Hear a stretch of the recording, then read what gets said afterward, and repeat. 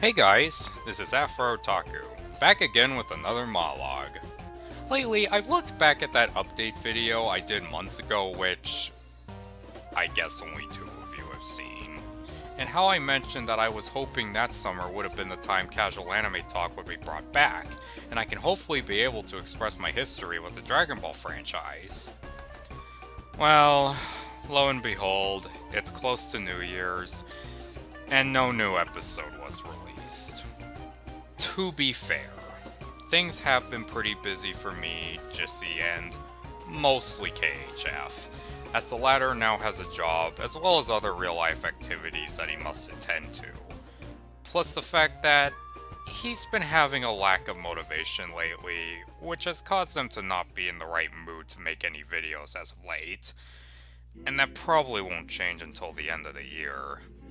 Don't get me wrong, I totally understand as a friend, but given how Casual Anime Talk's return is taking a while, it did have me feel tense at some points, as I just want to share my story with Dragon Ball real bad. Well, I guess I can always talk about it solo in the meantime. Now, when it comes to Dragon Ball, I didn't grow up with it, unfortunately. It was basically to me what Power Rangers was to James Rolfe. But I've always been aware of it, an anime series so huge that even non-anime fans knows of its existence, making it one of, if not the most celebrated anime series of all time, shaping millions of childhoods and being a big gateway title for many people. But for some reason as a kid, I missed the boat. I may have not been too interested or was just too busy getting into other programs on Cartoon Network and Nickelodeon. James made a very good point that when you obsess over something, it usually means you miss out in something else. Growing up, I had a tendency to mostly stick to what was most familiar to me, and I only branched out when I was shown something from either my brother or my parents. Also, I don't remember having that many friends that were into Dragon Ball, which could have helped pique my interest. I recall one friend who was a grade above me that liked it, but that was pretty much it. Plus, in terms of anime watching as a kid, Pokemon seemed like the only one I truly cared about. There were other animes I liked to watch too, like Hamtaro, Speed Racer X, Sonic X, and a bit of Zoids, but Pokemon was the one that I watched the most religiously. As hey, it was the very first anime that I ever saw, and even the first one to truly kickstart my love for the medium. These are all theories and speculation, but I feel the true reason I didn't watch the show is because I was kind of a kid with very few interests, and stuff like martial arts and shows about fighting in non-cartoony ways weren't exactly among them. And when I became more of an avid anime watcher, I tend to avoid longer running ones as, well, trying to complete a series that's hundreds of episodes long seemed way too daunting and off-putting of a task, especially with adulthood looming ahead, and I just focused on the shorter running ones. But my first touch of regret happened when I watched KHF's retrospectives of Dragon Ball. Back when you can still watch them, that is. With the help of his commentary and analysis, it helped me listen and observe to what looked like a pretty entertaining show. One with fun characters, a crazy sense of humor, and ideas that were weird but effective. And as he went through all the arcs from the original series, and I would watch them in support, I began to think, did I really miss out as a kid? Is it really too late for me to start now? But that was nothing compared to my next touch of regret.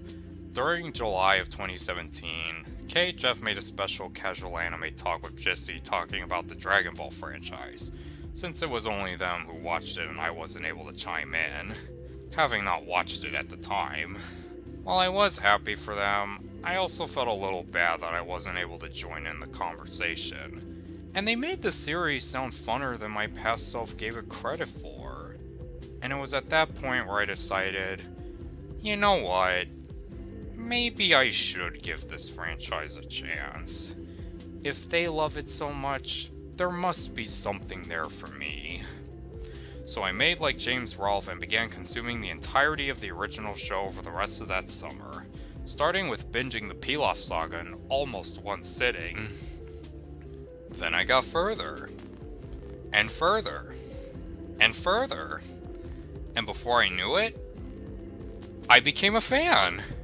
Yeah, I actually found myself really enjoying Dragon Ball. It's funny because at first I felt I wouldn't really get into it, but I found the world, characters, and lore to be very addicting. It had a cast of characters that were really fun to watch, wild yet hilarious comedy, a good sense of adventure, and conflicts that made me care and kept me invested. I quickly gotten so accustomed to seeing Goku and his friends search for the Dragon Balls, encounter baddies along the way, summon Sharon, and use their wish to revive either an ally or one of their new friends of the week. It's a formula that can be repetitive, but it still worked nonetheless, and it usually found a way to spice things up and make things interesting with each new saga.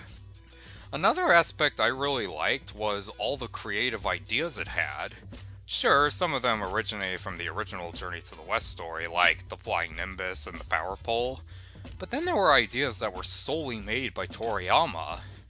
Mystical balls that can summon a wish-granting dragon, capsules that can store just about anything, beans that can heal all your wounds and fill you up for days, a room outside of time and space where one day can equal a whole year in there, and the fact that it's a world where dinosaurs are still around while mermaids roam the sea. These are really out there sounding concepts, but I feel it's part of the fun of Dragon Ball. It's basically a world of pure imagination. I guess now I'll go over my favorite characters, arcs, and other topics I'd like to talk about. Now, seeing how I'm going to talk about the characters, I can't do so without talking about the main and most iconic one of them all, Goku.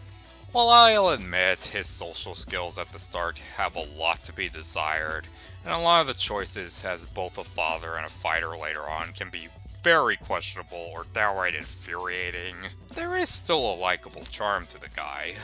Whenever he's training or has to learn something in order to overcome a challenge, even if his personality stays the same, you get the sense that he does learn and grow from the experience.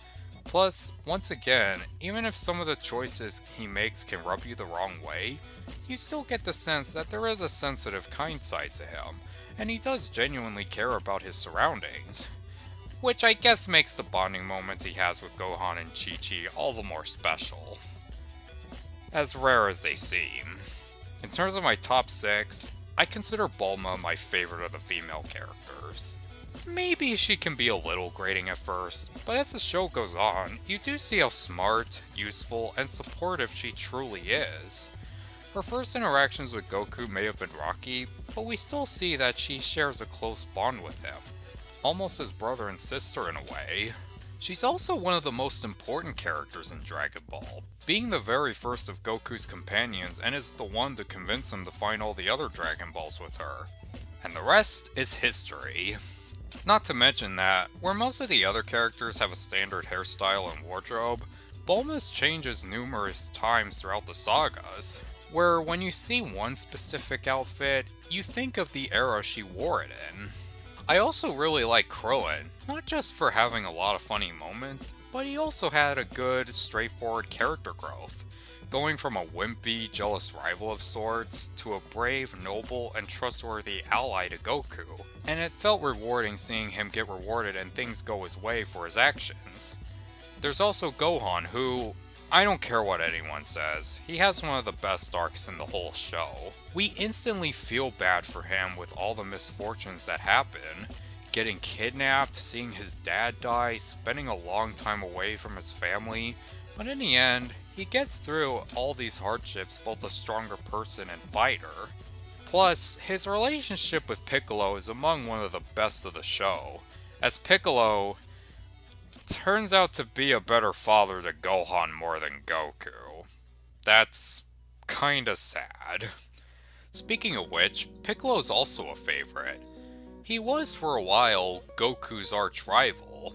He could have easily followed the same path of his father, but the journey and experience he endures leads him to become a great reformed villain. I also like the good side, evil side dynamic he had with Kami, and again, his relationship with Gohan was very sweet. But where his rival figure dimmered by Z, another great rival would come in to fill in the place he once left: Vegeta. This guy is practically the definitive shonen rival, the one many tried to be, but at least from the ones I've seen, they have not held a candle to this guy. I may have said Gohan's arc is one of the best, but Vegeta's is also arguably the most complex out of all of them. When we first see him, he's just so despicable that you still enjoy him for it, but you're still invested with him even after his debut arc. As the show goes on, we see more layers of him, and see his growth from a hateable bad guy to an ally under circumstance to a tragic villain of sorts, all the way up to the point where he's a somewhat beloved ally to the team. I feel his best relationships were with Goku being his arch rival and seeing how their dynamics get more and more fleshed out as the show goes on, as well as Bulma because, well, that was a canon pairing I really didn't see coming. But have they not got together, we wouldn't have gotten my last favorite to talk about, Trunks, who I really like whether he's a badass warrior from the future or a troublesome, lovable tyke in present time. Plus, he, Vegeta, and Bulma make up for, honestly, the family dynamic from the show that I can relate to the most. I can honestly see a bit of my own parents in Bulma and Vegeta, especially with the latter. Moving on to my favorite sagas, I'll admit it's kinda tough to pick favorites seeing how they're all really good, but I'll just go with the ones that stuck out to me the most. For one, I really like the Pilaf saga, for it was a great way to kick off the whole franchise and introduce the world and the characters in it. Plus, Pilaf and his gang made for funny comical villains. But I also like the Red Ribbon Army saga even more, as it's arguably the most adventurous of the original series, and it's probably the closest Dragon Ball was to Journey to the West at that point. Also, while they still had their comedic sides, not unlike Pilaf's gang, the Red Ribbon Army still posed as a pretty decent threat, and varied from each different member. From General Blue to Mercenary Tao to Commander Red, they all left quite a big impression and made for great threats to our heroes. It also has Goku and the gang travel through various different environments, like a desert landscape, snowy mountains, a treasure hunt in the sea, another Toriyama series in Dr. Slump, and also introduces one of the most iconic locations, Korin Tower.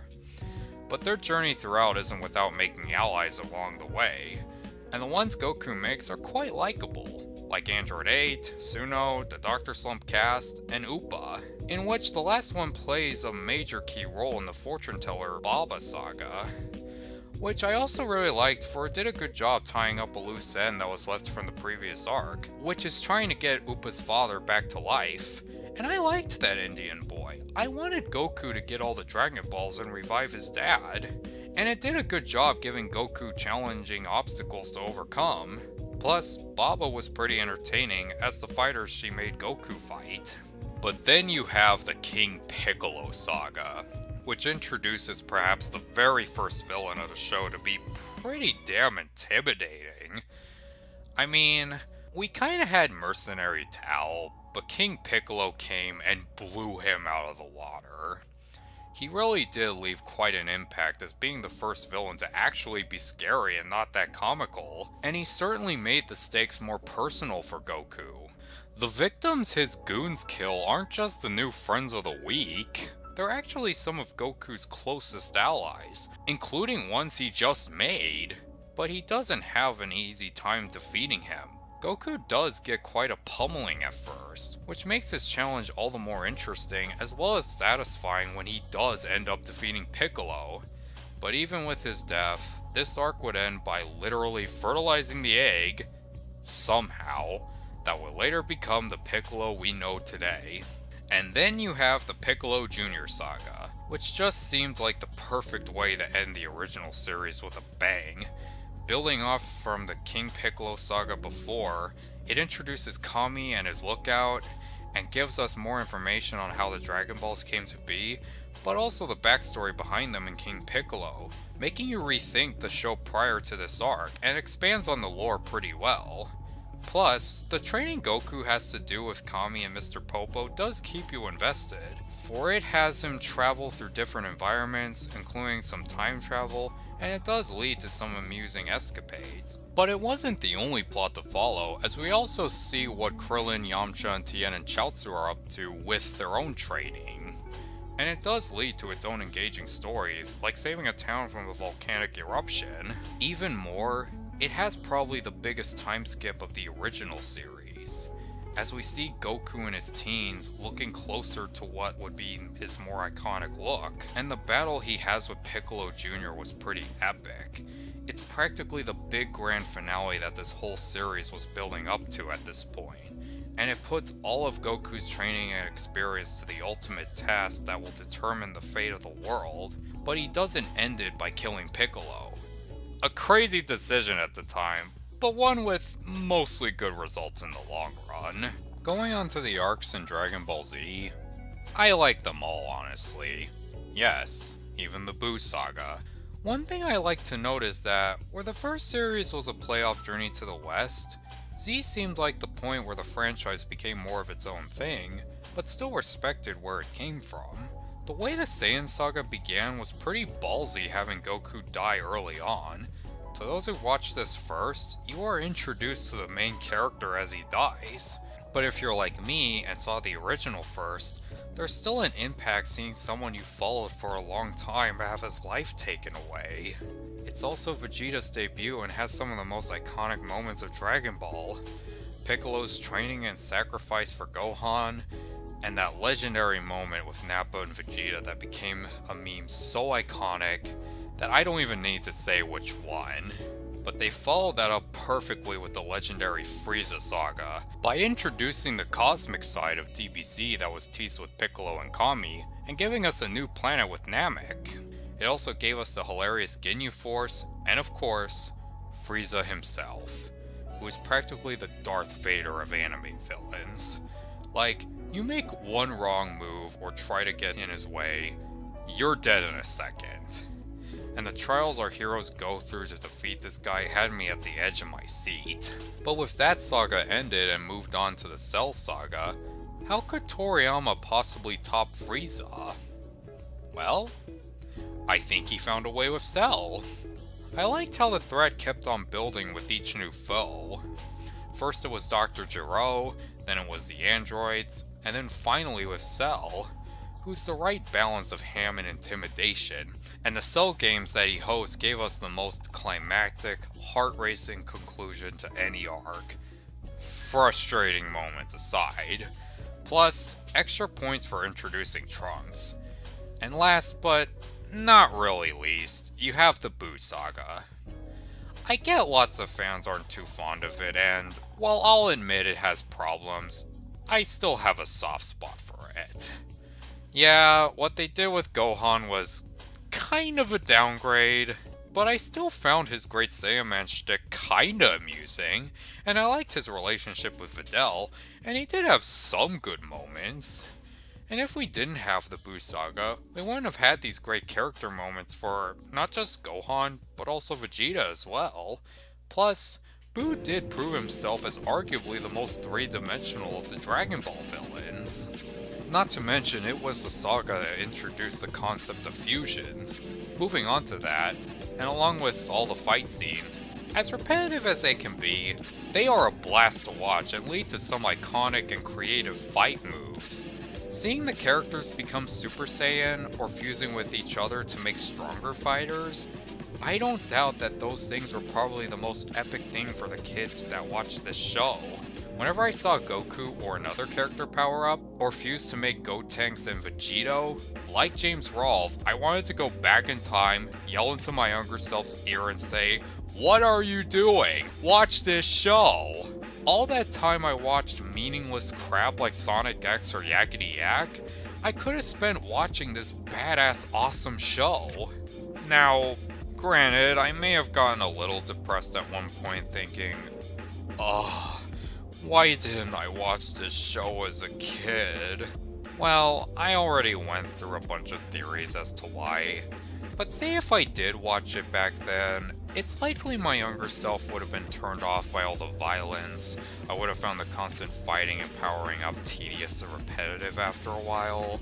I wouldn't have kept up with the slow, dragged out pace, and I might have not been able to appreciate the more deeper aspects to it, like stuff that most kids wouldn't pick up on. But, as my best friend's uncle told me during Anime California this year, just because you get into something late in your life, that doesn't mean you like it any less. I feel as you get older, your interests broaden, and you're more willing to try new things and step out of your comfort zone. And in my case, you could make friends that could help pique your interests and encourage you to try the things that they're really into. Well, as long as they're not being rude and forceful, that is. Then it can ruin stuff for you. And nobody wants that, do they?